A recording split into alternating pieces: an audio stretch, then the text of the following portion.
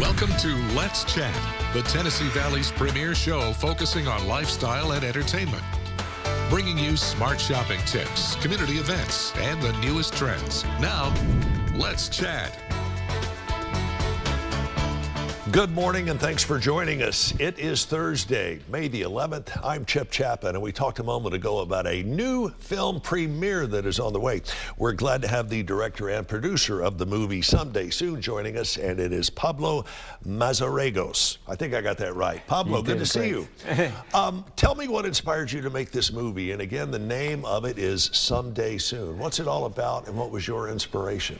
This film is about my story and other local young Guatemalan immigrants, a story of being migrant here to the U.S. and being away from their family and their country.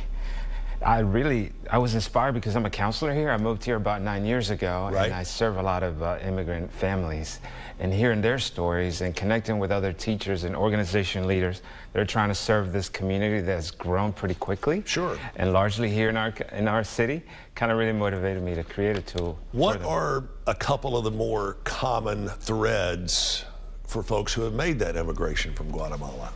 Yeah, I think in the last few years, due to the pandemic and everything else, a lot of these countries, particularly in Central America, have their economies were hit pretty hard. Sure. And they took on this journey, but more so, we have a lot of parents that were kind of separated from their children.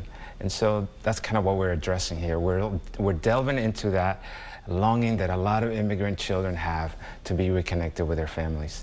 So what was your vision for the film when you thought, I need to do this? And has your vision been realized?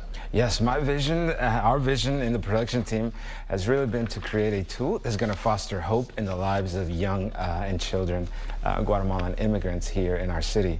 I think it's been that I've been sharing this story in general in small groups and in other larger groups. Everyone's always been touched by it, and everyone finds meaning for the story.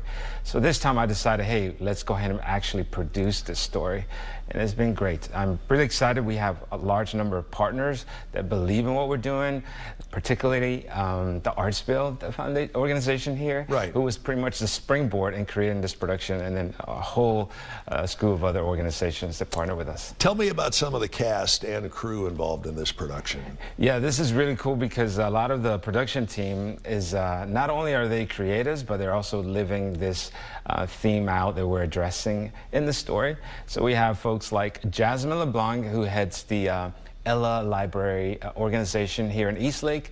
We have beautiful cinematography from folks like Kelly Lacey from Make Beautiful. Luis Caballero, who's an Argentinian producer here in town, so also kind of partnered with us. So we're all kind of not only telling this story, but we're also part of this community that we're trying to really help. What about music involved in this film?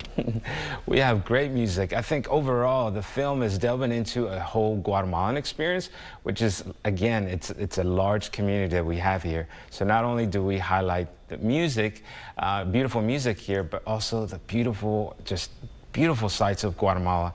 And in this premiere, we're actually going to have music performance by a local ministry organization called Eastlake Expression Engine. Yeah. They're just a lot of fun. They'll bring their bucket bands and they're going to perform for us. And in the event, also following the premiere, we're going to have Guatemalan folk dancing. Guatemalan folk dancing, wow. Tell me what it was like working with the kids from Eastlake. I've been working in Eastlake here for about 9 years. I love it. I see myself in those kids. I love it. I mean, they're just excited. My son is excited about this film.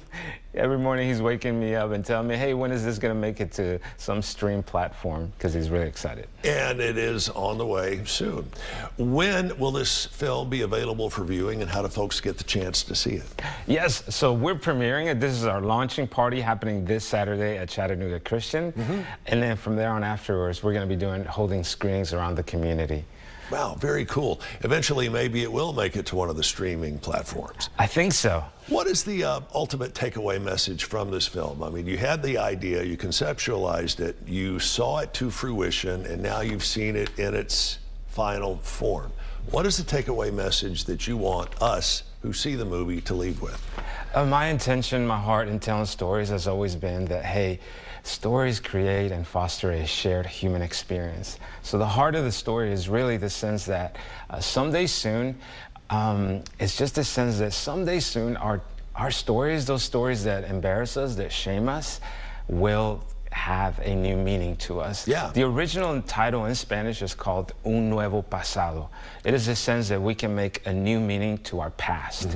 And in this film, I revisit my past, a past that I was often ashamed and embarrassed of, being titled as an undocumented kid, as an illegal kid, someone who just didn't know where I belonged. Sure. And so the film is really trying to foster this sense that, hey, maybe revisiting our past, in revisiting our past, we can find new meaning to our stories. Wow, very, very cool. Congratulations on putting all this together. Very quickly, how long did it take you to do all this from the time you thought, I want to do this, until, wow, here it is? 16 months. I've been working on this for over a year.